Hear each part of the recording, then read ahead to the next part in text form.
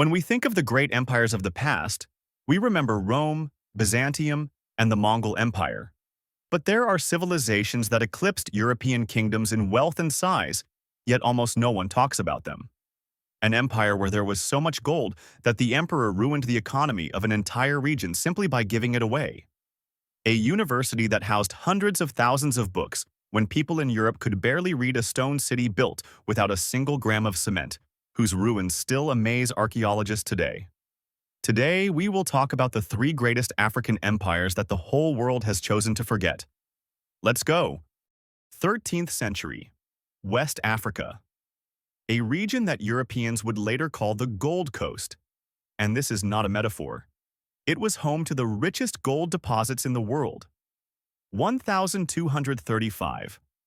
A warrior named Sundiata Keita unites the scattered tribes of the Mandinka people and founds the Mali Empire. The capital was Niani, on the banks of the Niger River. What was the empire like? Imagine a territory the size of Western Europe, from the Atlantic to modern-day Niger. The population was about 40 to 50 million people. For comparison, at that time, the entire population of England was about 3 million. Mali controlled the trans-Saharan trade routes. Gold, salt, ivory, slaves. Caravans of camels stretched across the Sahara Desert for thousands of kilometers. Key phrase: while European kings counted every gold coin, in Mali gold was a common commodity.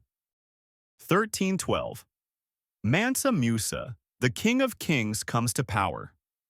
Modern economists estimate his fortune at $400 billion in today's money. For comparison, Elon Musk and Jeff Bezos combined are poor men compared to him. But the real legend begins in 1324, when Mansa Musa goes on a pilgrimage to Mecca. Get ready.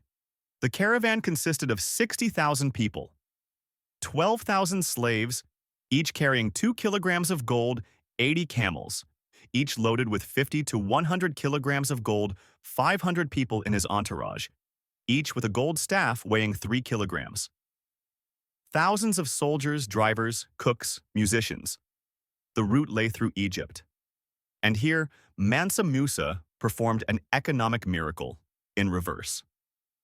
In Cairo, he was so generous that he gave gold left and right to beggars, merchants, and passers-by. He built mosques, bought souvenirs, and paid for everything with gold. The result? The price of gold in Egypt plummeted by 20%. Inflation was so severe that the region's economy took 10 years to recover. One man destabilized the economy of the Middle East with his pilgrimage. After this trip, the whole world learned about Mali's wealth. On 14th century European maps, Africa was depicted with a figure of a king on a throne holding a gold nugget. That was Mansa Musa. Mansa Musa is the only person in history who crashed another country's economy simply by being too rich and too generous. But Mali was not just rich. It was a center of science and education. Timbuktu, a city that has become synonymous with a distant and unattainable place. But in the 14th and 15th centuries, it was the Harvard of the medieval world. The University of Sankore, founded in 989, but flourished under Mansa Musa. 25,000 students studied here. For comparison, Oxford had several hundred students at that time. The library contained between 400,000 and 1 million manuscripts on mathematics, astronomy, medicine, law, philosophy, and literature. When most of the population in Europe was illiterate, science flourished in Timbuktu.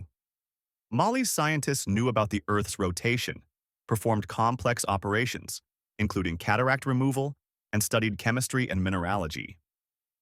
The Arab traveler Ibn Battuta, who visited Mali in 1352, wrote, "Complete safety reigns here. You can travel alone with great wealth and no one will dare to rob you." Decline. The Mali Empire began to weaken in the 15th century. Civil strife, provincial uprisings, raids by neighbors.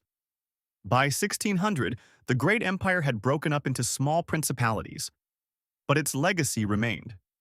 Thousands of Timbuktu manuscripts, which are still being studied by scholars today. When Mali weakened, An even more powerful empire arose in its place, Songhai. In 1464, Sani Ali Bey, the greatest military leader in West Africa, seized power. He was a genius of military tactics. He used a river fleet on the Niger to quickly transport troops and employed cavalry for raids in the desert. During his 28-year reign, he conquered a vast territory. The Songhai Empire became the largest in African history, covering more than 1.4 million square kilometers. That is larger than the whole of Western Europe.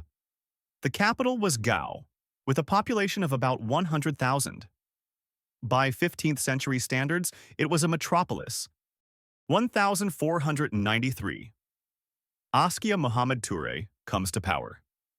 He is not just a conqueror, he is a reformer and administrator. What he did, created a professional army of 200,000 men, including 10,000 cavalry, divided the empire into provinces with appointed governors, introduced a unified system of weights and measures, standardized taxes, created a river fleet of 400 military vessels. The economy flourished. Songhai controlled gold mines, the salt mines of Tagaza. Salt was valued like gold. And trans-Saharan trade, Timbuktu and Jenny, became even richer. Timbuktu had 180 Quranic schools and 3 universities. Scholars wrote works that were cited from Cairo to Cordoba. European traveler Leo Africanus, who visited Timbuktu in 1510, wrote, "Many manuscripts are sold here. This brings in more profit than any other commodity." Interesting fact. While the Spanish Inquisition was burning books, in Timbuktu books were paid for more than gold. 1591. Sultan Ahmad al-Mansur of Morocco decides to capture the gold mines of Songhai. He sends an army across the Sahara, 4,000 soldiers with muskets and cannons. Emperor Askia Ishak II of Songhai is informed of the small Moroccan army. He laughed off the threat and sent an army of 40,000, cavalry, archers, and spearmen, March 12, 1591. The Battle of Tontibi. 40,000 Songhai warriors with traditional weapons against 4,000 Moroccans with firearms. The first volley of muskets sent the Songhai horses into a panic, cannons fired at the dense formations.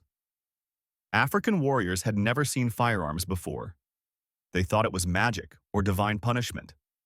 Within a few hours, the Songhai army was defeated. The empire fell. The Moroccans captured Timbuktu and Gao, but they were unable to hold such a vast territory. The empire broke up into dozens of small states. The great era of West African empires came to an end. A century later, European colonizers would come here and find only the ruins of former greatness. Key phrase: firearms changed the balance of power. What had been built over centuries collapsed in a single day. Let's move south to Africa. The modern territory of Zimbabwe, between the Zambezi and Limpopo rivers. 11th to 15th centuries. A civilization arose here that built one of the most mysterious cities in history, Great Zimbabwe. The name comes from the word Zimba Zimbabwe. Big stone houses. The figures are impressive. Area of the city, 7 square kilometers. Population during its heyday, 10 to 20,000 people, a huge city for medieval Africa. Stone walls up to 11 meters high and 5 meters thick. Total length of walls, about 250 meters. About 1 million granite blocks were used.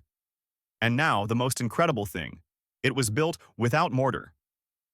The stones are fitted so precisely that they are held in place by their own weight. The dry masonry technique used by the Incas in Machu Picchu. The architecture is unique. There's nothing like it in Africa. A 10-meter-high conical tower, the purpose of which is still unknown. Archaeologists argue, a religious symbol, a storage facility, an observatory. Great Zimbabwe was the center of a vast trading network. Archaeologists have found here Chinese porcelain from the Ming Dynasty, Persian ceramics, Arab glass coins from Kilwa, east coast of Africa, Indian beads. What did Zimbabwe export? Gold, tons of gold. The mines were located in the surrounding area. Ivory animal skins. Copper trade routes led to the ports of East Africa, Sofala, and Kilwa. From there, goods were shipped to India, China, and Persia. Arab chronicles of the 13th century mention a kingdom deep in Africa, from where gold comes. It was Zimbabwe. Society was complex and stratified. The ruling elite lived in stone complexes on a hill. The clergy and priests controlled religious rituals. Artisans, potters, blacksmiths, weavers. Peasants grew millet, sorghum, and raised livestock. Evidence of advanced metallurgy has been found. Iron, gold, and copper were smelted. Zimbabwe was an industrial center. 15th century. Great Zimbabwe suddenly became deserted. The inhabitants left the city. Why? Theories. Ecological disaster. Overpopulation led to soil depletion and deforestation. Trade crisis. Trade routes changed. The economy collapsed. Political collapse. Civil strife and uprisings. Epidemic. Possible outbreak of disease, depletion of gold mines. The main source of wealth dried up.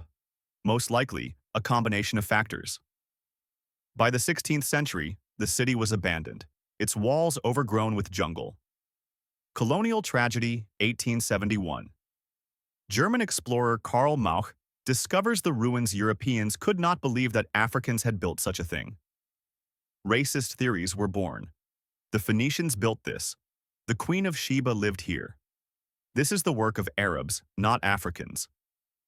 In the 1890s, Cecil Rhodes and his company seized the region, naming it Rhodesia. Official propaganda denied the African origin of Zimbabwe. It was not until the 1930s that archaeologists finally proved that Great Zimbabwe was built by an African civilization, the ancestors of the Shona people. 1980. The British colony of Rhodesia gains independence and takes the name Zimbabwe. The ruins of the ancient city have become a national symbol. A soapstone bird found in the ruins adorns the country's flag. Key phrase: for 100 years, Europeans denied the obvious because they could not believe that Africans had created a civilization that surpassed many European cities of the time. 3 great empires. Wealth surpassing that of European kingdoms. Universities, while the fires of the Inquisition burned in Europe. Architecture that amazes the imagination. Why don't we know about them? Reason 1. Oral tradition. African civilizations passed down knowledge orally. Griots, storytellers, preserved the history of generations. But the colonizers destroyed this tradition. The manuscripts of Timbuktu were burned, and the griots were killed. Reason 2. Colonialism. Europeans actively shaped the narrative of Dark Africa. This justified colonization, the slave trade, and plunder. If Africans were savages without civilization, then the white man's burden was legitimate. School textbooks in the colonies taught that the history of Africa began with the arrival of Europeans. The truth about the great empires was hushed up. Reason 3. Eurocentrism. Western historical science ignored Africa for a long time. Real history is Rome, Greece, Europe. Africa is the periphery. It was only in the second half of the 20th century, after decolonization, that African history began to be studied seriously. Reason 4. Lack of impressive ruins. Mali and Songhai built mainly from clay and wood, materials that do not last for centuries like European stone. When archaeologists arrived, only the foundations of the cities remained. Great Zimbabwe survived, but was attributed to other civilizations. The present day. Today, the situation is changing. The Timbuktu manuscripts are being digitized. Great Zimbabwe is a UNESCO World Heritage Site. African history is returning. But the damage has been done. Millions of people do not know that Africa was the cradle not only of humanity, but also of great civilizations: the Mali Empire, the Songhai Empire, Great Zimbabwe. 3 civilizations that prove greatness has no skin color or geography. History is written by the victors. But the truth always comes out. These empires are not forgotten. They were just waiting for us to be ready to hear their story. Like if you learned something new. Subscribe to the channel for new stories about forgotten civilizations. And write in the comments, what other forgotten empire should we talk about? History belongs to everyone. It's time to give Africa back its great past. See you soon.